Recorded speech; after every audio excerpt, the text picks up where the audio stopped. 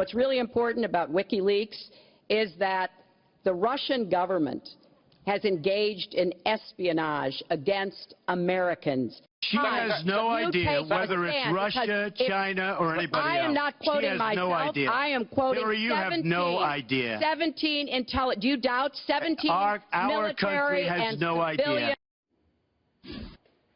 All right, that went well, but they did save time talking over one another. Just an example of an exchange that got a little nasty over this whole WikiLeaks thing.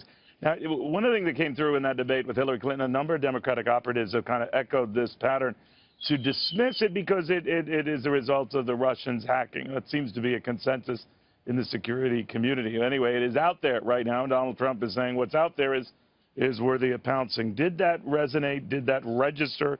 How did it ultimately fall out? Kiron Skinner joins us right now. The book, The Strategy of Campaigning. He's the author. What do you think, Kiron? I mean, that the case was made. These are the leaks, but they came courtesy, most likely, the Russians. So do you ignore them, which I think was the approach of Hillary Clinton? You know, we can't verify them, but we know they were leaked out under questionable means. Or do you pounce on them, as Donald Trump was doing? What do you think?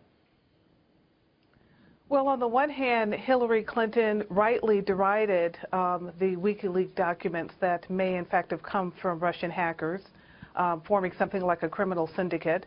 But on the other hand, she conceded that they may, in fact, be true when asked about the statement of open borders, which emerged in those documents. And she tried to explain that she was talking about an electrical grid for the Americas that would connect the countries. But there may be more to what she said to Goldman Sachs audiences and others. So I think she really kind of invalidated her earlier argument by not saying maybe these are forgeries.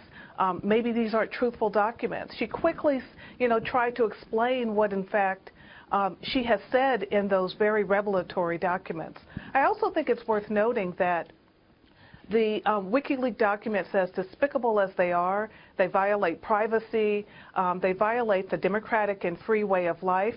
But what they have done, for those who have read them, and I refuse to read them on professional and security grounds, but what they have done is that they've shown that this election is, in fact, about what Donald Trump has been trying to create by saying that, on the one side, Secretary Clinton represents the establishment, that she has a set of political operatives that want to manipulate political outcomes, that often look down upon various American demographics, versus the kind of insurgent movement against the status quo that the Donald Trump team represents. And that came out in the WikiLeaks documents from everything that I've heard. I do think that came out. But I do find that a number of Democrats' concern about where something came from is very selective. As soon as there are tape or accusations from women on Donald Trump, they didn't waste a nanosecond getting all those to air very, very quickly. I seem to remember, as a kid, back with the famous Pentagon Papers, no one cared how they were released and got out into the open, just that they couldn't print them fast enough. That's journalists want. That's what journalists will do.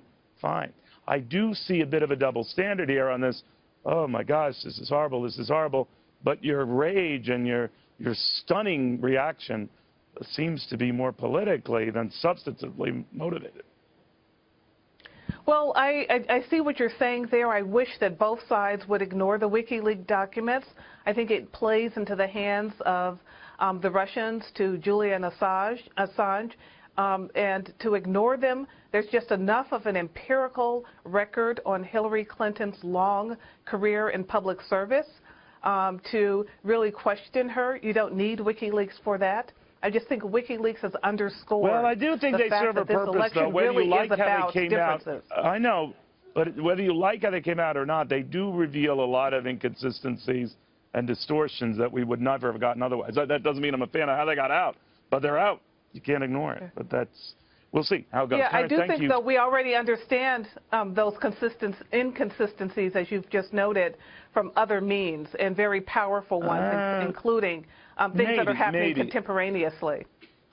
All right, we'll see about that, but it is out, and it's hard to ignore. But, Kiron, thank you very, very much. A quick shot in Ohio right now, where we're waiting to hear from Donald Trump. This will be his first opportunity.